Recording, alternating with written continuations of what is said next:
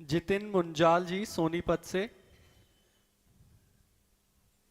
श्री हरिवंश महाराज जी, पूछना चाहता हूँ कि अगर प्रियालाल जी की सेवा करने के कारण हमें माता पिता से अलग खाना बनाना या रहना पड़ रहा है, तो क्या इसका तात्पर्य यह होगा कि हम माता पिता की सेवा नहीं कर रहे हैं या माता पिता की सेवा से वंचित हैं? नहीं, ऐसा ऐसा नहीं है। यदि हमारे भजन साधन में, हमारे उपासना में माता पिता का सहयोग नहीं है, उनका विरोध भाव है, तो हम अपने आराध्य को दुलार करने के लिए ऐसा करेंगे। पर हम माता पिता को भूखे भी नहीं रहने देंगे, माता पिता की अव्यवस्था भी नहीं होने पाएगी। यदि उनको मानो प्याज लहसुन प्रिय है, वो नहीं छोड़ सकते हैं, तो उनके लिए दूसरी रसोई बनेगी और अपने ठाकुर के लिए दूसरी बनेगी। ऐसा कर लेना चाहिए। ये कोई अपराध नहीं, ये तो बहुत उत्तम भावना है कि हम अपने आराध्य देव की उपासना नहीं छोड़ सकते और आप माता पिता हो इसलिए आपकी सेवा कर सकते हैं। बहुत उत्तम है, ऐसा करना ही चाहिए। घर के कुछ और कोई समस्या? वो यही कह रहे हैं कि घर के सभी जन, माता पिता भाई बहन, सभी आपसे विमुख होना चाहते हैं, तो क्या यही ठाकुर जी और श्री जी की मर्जी है? बच्चा, संसार का स्वरूप ही ऐसा है। भगवत मार्ग में कोई बिरला ही चल पाता है। ये भगवत मार्ग है, नहीं तो सबको आनंद मिलता है माया जनित चेष्टाओं में, संसारिकता में। कोई बिरला ही, कलिकाल है, कोई बिरला ही अतिशय कृपा राम की हुई, पांव दे यह मार्ग सोई, ये सर आवत अति कठिनाई, राम कृपा बिनुआई न जाई। भक्तों ने, महापुरुषों ने लिखा है, पहले से लिख गए। ये गृह कारज नाना जंजाला, ते अति दुर्गम शैल विशाला। उन पहाड़ों को पार करके आना बहुत कठिन है।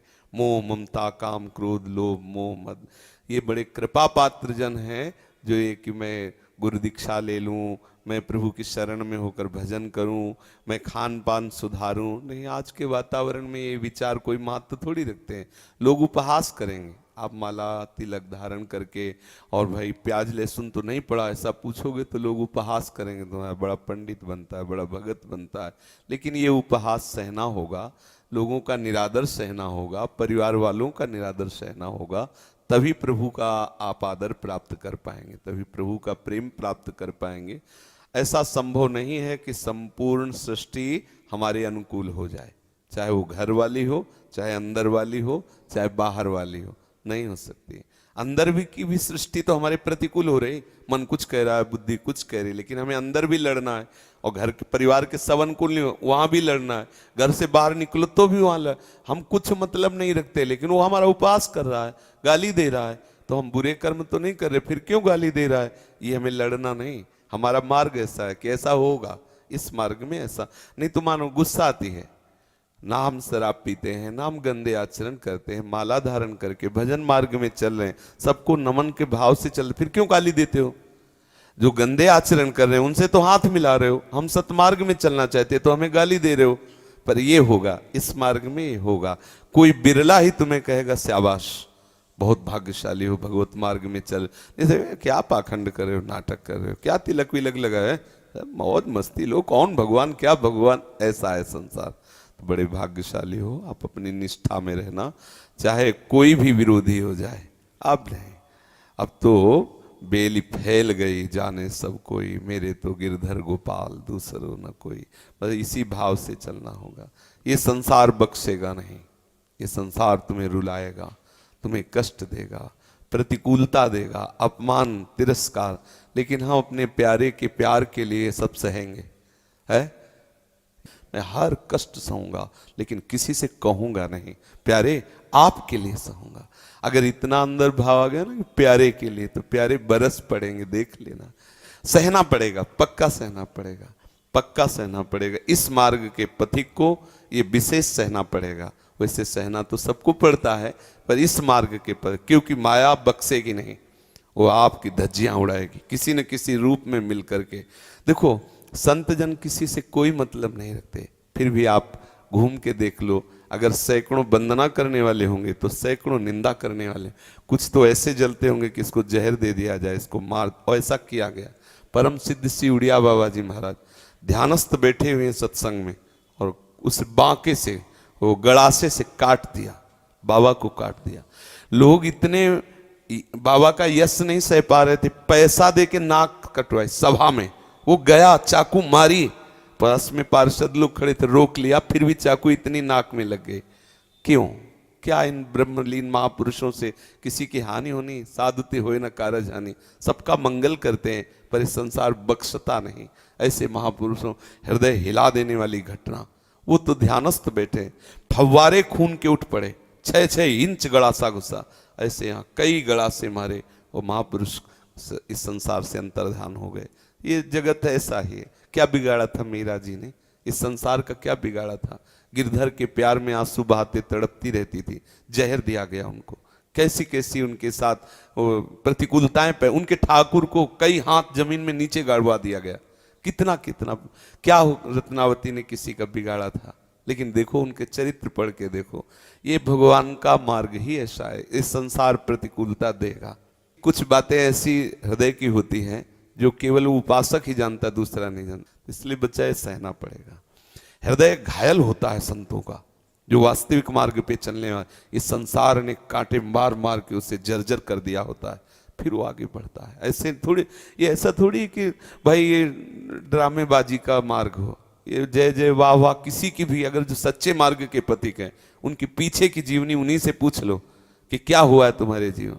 ये शंकर जी का मंदिर है सने बिहारी के सामने। यहाँ एक टूटी सी कुटिया में रहते थे, जब केवल भिक्षा गई और 1 रुपया पास नहीं, तो जब वहां पाने बैठते तो वहां का पुजारी कहते खड़ा हो, उठा अपनी रोटी उठी, भाग, यहाँ शंकर जी के मंदिर में जूठन फैला रहा है। उसे कहते कहाँ जाऊं, रोड में खाने नहीं देंगे, घर हमारे है नहीं। शंकर जी के मंदिर में एक कोने में अंधेरे में पा रहे तो उठा, कभी कभी उठा देता, तो अपना रोटी उटी लिए, कमंडल लिए, बाहर निकल। वहाँ कोकिल साई की एक टोटी लगी, उसमें आचमन करते, पानी पीते अपनी कुटिया में। ना कोई व्यवस्था है, बिजली कटी हुई थी, ना पंखा ना। तो आज जो तुम देख रहे हो ना प्रकाश में, तो तुम्हें लगेगा ऐसा ऐसा, लेकिन क्या क्या जीवन में हुआ है, कैसे कैसे व्यवहार संसार के जीव कर, बहुत विचित्र। कोई साथ नहीं देता, सच्ची मानना, एक प्रभु के सिवा कोई सृष्टि में नहीं जो तुम्हें साथ दे सके। जिस पर तुम भरोसा करोगे वही तुम्हें ऐसी जगह मारेगा, बोल नहीं पाओगे और तो आह भर के रह जाओगे। यहाँ कोई भी वस्तु, कोई भी व्यक्ति, कोई भी स्थान तुम्हारा सहयोगी नहीं। अगर कोई है तो प्रभु, प्रभु के जन, प्रभु का नाम, प्रभु का धाम, वही दुलार देते हैं, दूसरा नहीं दे सकता, पक्का समझ लीजिए। इसलिए भाई ये आज हम हृदय की बात इसलिए कह रहे हैं कि आप सोचेंगे कि आपके परिवार वाले विरोधी हैं। कोई ऐसा नहीं मिला, आज तक नहीं मिला, आज तक नहीं मिला कि शाबाश बहुत सुंदर, अहो भाग्य तुम्हारे, तुम भगवत मार्ग। लगता था कोई तो यार सहयोग दे। जिधर जाओ उधर सब कटु दृष्टि, जिधर जाओ उधर अपमान, जिधर जाओ उधर। और जब किसी के समीपता लेते कि वो शोषण करने की सोचता, किसी की समीपता लेते तो हमारा जो आंतरिक मार्ग है उसे बाधित करने की, फिर सबसे अलग असंग।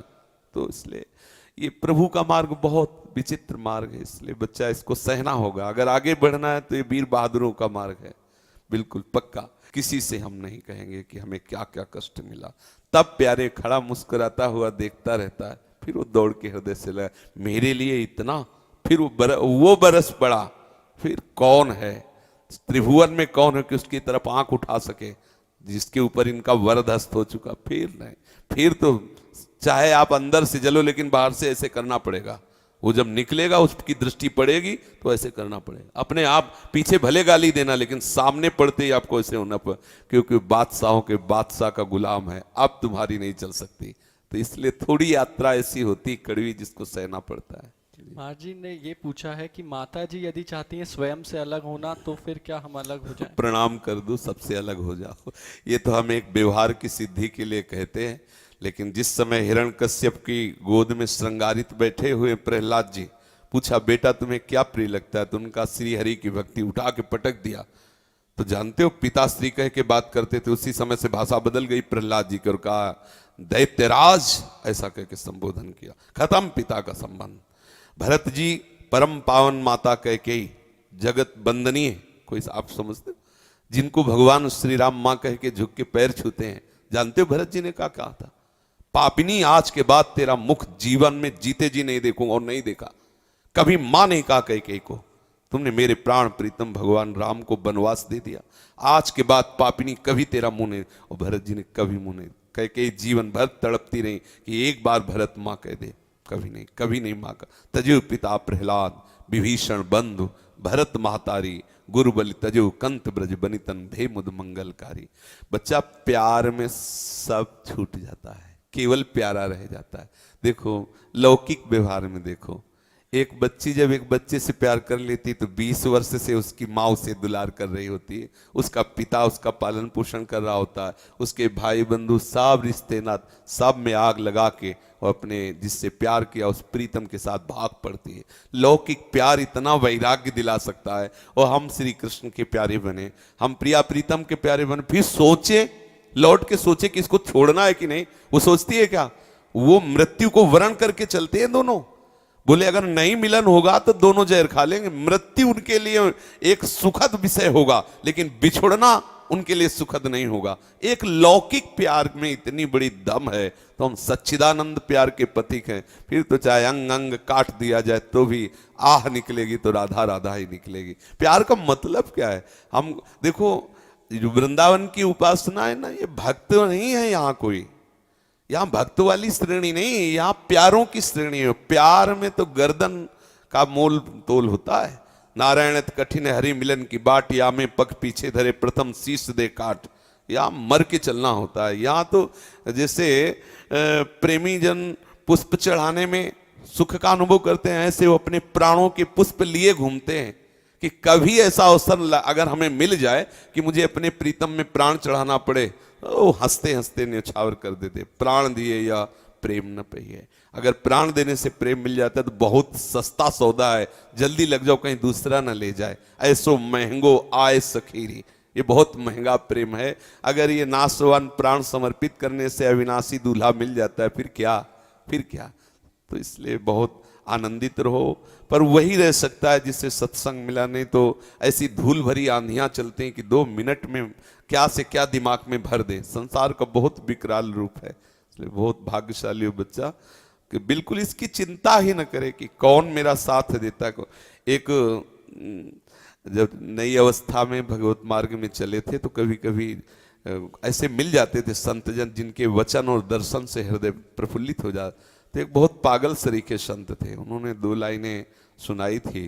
उन्होंने कहा था, चल चला चल राह में अनुभूतियों का ले सहारा, कौन तेरा साथ देगा, व्यर्थ में किसको पुकारा।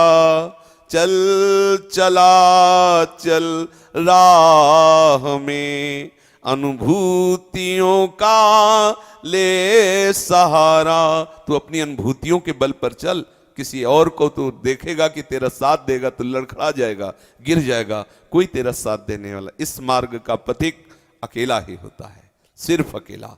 संपूर्ण सृष्टि उसके विरोध में होती है। सच्ची मानना, पूज्य पादुड़िया बाबा के वचन, साधक अकेला साधक संपूर्ण सृष्टि का प्रश्न हल करना है। संपूर्ण सृष्टि उसके भगवत प्राप्ति में बाधा डालेगी, लेकिन उसको किसी से वैर ना होने पावे, किसी से द्रोह ना होने पावे, और अपने को बचा के प्रभु के चरणों तक ले जाए। ये बहुत, तभी तो परम पद मिलता है ना।